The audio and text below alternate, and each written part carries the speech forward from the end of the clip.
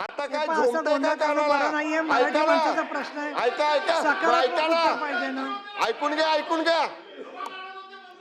नाही असं आता बोलायचं नाही. शांत एक राहा. मिनिट सांगू का आम्ही काय करत होतो ते सांगू का काय गद्दारी सांगतो कुणाला म्हणतो गद्दार हा? शांतता ठेव, तुम्ही काय विषय रे काढू तुला नका दाखवतो यायला गद्दार कुणाला म्हणतो रे काय गद्दार मी काय म्हणतो तू सभागृह काय? 10 मिनिटासाठी थांबवते.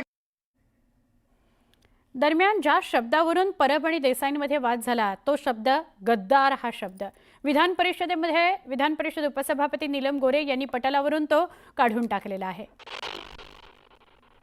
अजिबात तुम्ही आरडाओरडा करून गोंधळ घालू नका. तुम्हाला नाही भाई काय बोलतील, तुम्ही आधी तुमचं पूर्ण करा ना. मी मगापासून सांगते की तुमचं काय उत्तर आहे पूर्ण करा.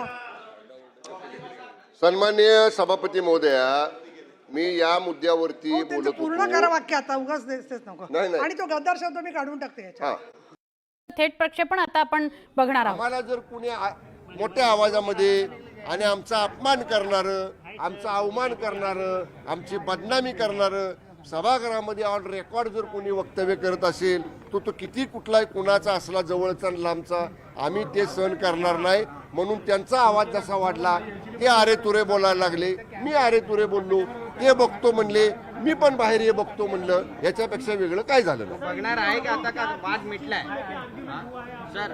हा वाद आता आम्ही मराठीने शिल्लक आहे की वाद पूर्णपणे मिटलाय आता? का दोन्ही नेते एकमेकांना अजूनही ज्यांना येत आहे? मुळात शांत राहा रे जरा. हा. अरे माझी माध्यमांना विनंती आहे, तुम्ही आता एवढे सगळे आपापसातच बोलायला लागला तर आमचा वेळ कशासाठी घेता तुम्ही? आम्हाला गडबडीत पुढच्या मिटिंगला जायचं असते, कुठं ब्रीफिंग घ्यायचं असते. तुमच्या विनंतीला मान देऊन आम्ही थांबतो आणि तुम्ही आपापसातच बोलता. आम्ही काय बोललेलं तुम्हाला कळत पण नाही. माझी विनंती आहे, तर असं आता तुम्ही जो प्रश्न विचारला काय झालं पुढं होणार, त्यांनी जर पुढं हे वाढवायचं ठरवलं त्याच्या दुप्पट वाढवायची आमची तयारी आहे. आम्ही सुद्धा शिवसैनिक आहोत. बाळासाहेब ठाकरेंनी वंदनीय बाळासाहेब ठाकरे साहेबांनी आम्हाला आरेला कारेत उत्तर द्यायचं शिकवलेलं आहे. धन्यवाद. नमस्कार, दुपारच्या बातम्यांमध्ये मी सुवर्ण आपलं स्वागत करते. महत्त्वाची बातमी सुरुवातीलाच बघूया. भाजपचे खासदार निशिकांत दुबे यांनी वादग्रस्त विधान केलं होतं. त्या विधानामुळे नव्या वादाला आता तोंड फुटलंय. पुन्हा एकदा निशिकांत दुबेंचं सूर काही बदललेला दिसत नाही. सूर तोच आहे. राज ठाकरेंमध्ये जर हिंमत असेल तर त्यांनी बिहारमध्ये येऊनच दाखवावं. उचलून आपटू अशा पद्धतीची भाषा निशिकांत दुबे यांनी केली आहे. खासदार आहेत भाजपचे निशिकांत दुबे, जे आधीचं आपलं जे वक्तव्य होतं त्यामुळे एवढं वादंग निर्माण झाल्यानंतर सुद्धा बदललेले नाहीत. आता तर त्यांनी नाव घेऊन असं म्हटलंय, राज ठाकरे बिहारला येऊन दाखवा, उचलून आपटू अशी भाषा त्यांनी वापरलेली आहे. त्यानंतर पुन्हा एकदा निशिकांत दुबे यांच्या वक्तव्यावर ते ठाम आहेत असं म्हणाले. राज्य आणि उद्धव ठाकरेंना वाटतं की घाबरवून धमक्या देऊन वातावरण निर्मिती करायची, पण ज्यावेळी तुम्ही इतर राज्यात जाल तेव्हा तुम्हालाही लोक आपटून मारतील. हे मी पूर्वी बोललो, आजही तेच म्हणतोय असं खासदार निशिकांत दुबे म्हणाले. त्यामुळे निशिकांत दुबे त्यांच्या वक्तव्यावर ठाम आहेत. त्यांच्या या वक्तव्यानंतर आता पुन्हा नव्या वादाला तोंड फुटण्याची चिन्ह आहेत. आप ठाकरे परिवार, राज ठाकरे और उद्धव ठाकरे को यदि लगता है कि डरा के धमका के राजस्थानी को, मध्य प्रदेश के लोगों को, उड़ीसा के लोगों के, बंगाल के लोगों को, पहले तमिलनाडु के खिलाफ आपको पता है कि माहौल बनाया, गुजरात के लोगों के खिलाफ माहौल बनाया, यदि ये माहौल बनाकर यदि आप राजनीति करना चाहोगे तो राजनीति नहीं होगी.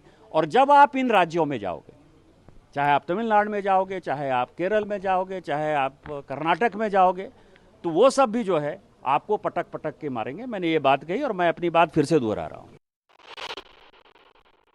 मराठी भाषा जो है, जैसे मराठी भाषा का सम्मान है, मराठी का सम्मान है, कन्नड़ का सम्मान है, तमिलियन का सम्मान है, तेलुगु का सम्मान है, उसी तरह से जैसे उनकी वो रीजनल लैंग्वेज है, जैसे उनको अपनी भाषा के प्रति प्यार है, उसी तरह से बिहार के लोग होंगे, उत्तर प्रदेश के लोग होंगे, झारखंड के लोग होंगे, मध्य प्रदेश के लोग होंगे, राजस्थान के लोग होंगे, उनकी भी अपनी भाषा है, उनकी हिंदी भाषा है. तो किसी भाषा के आधार पर यदि ये लुम्पेन एलिमेंट ठाकरे परिवार जो है यदि मारपीट करता है तो हमारे बर्दाश्त के बाहर है.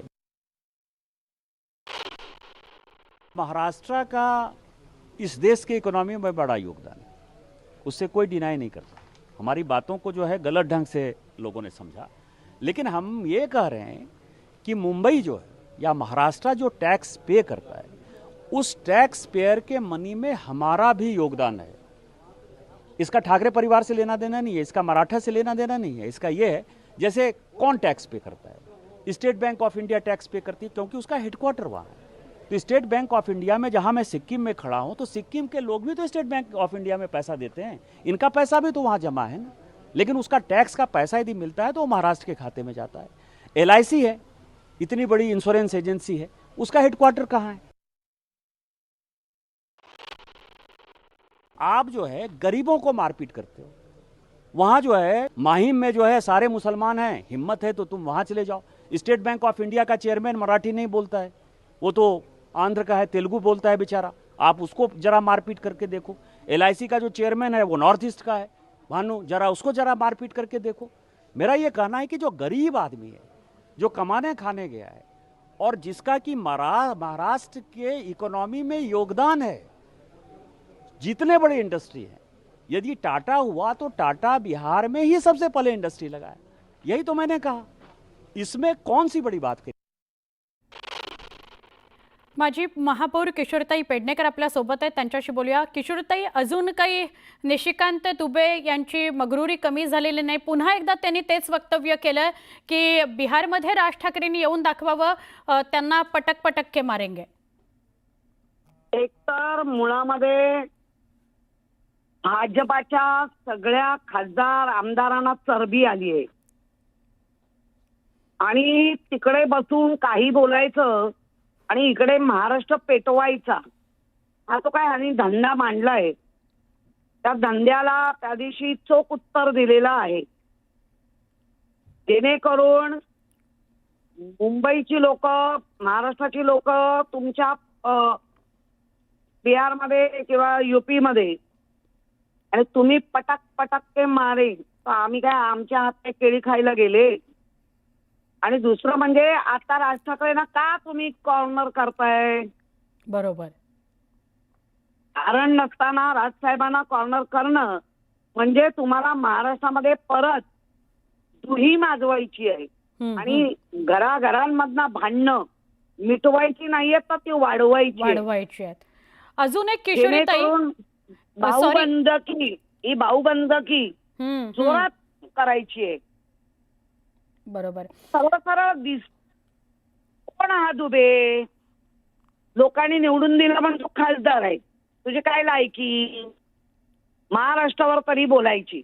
आणि नाही, राज ठाकरेंचा पक्ष आणि उद्धव ठाकरेंचा पक्ष हा गरीब, जे पोटावर हात आहेत अशा लोकांना मारतो आणि मग म्हणतो की हिंदी बोलायचं नाही, मराठी बोलायचं नाही, अशी मुजोरी चालली, असं तुमच्याच दोघांच्या पक्षांवर म्हणालाय निशिकांत। नाही, मुळामध्ये उद्धवजी काय आणि राजजी काय, आणि दोघांनी मागच्या वेळेपासून सांगितलेलंच आहे। पण असे जर माजोरडे मरत असतील तर काय आम्ही हात जोडून उभे राहायचे?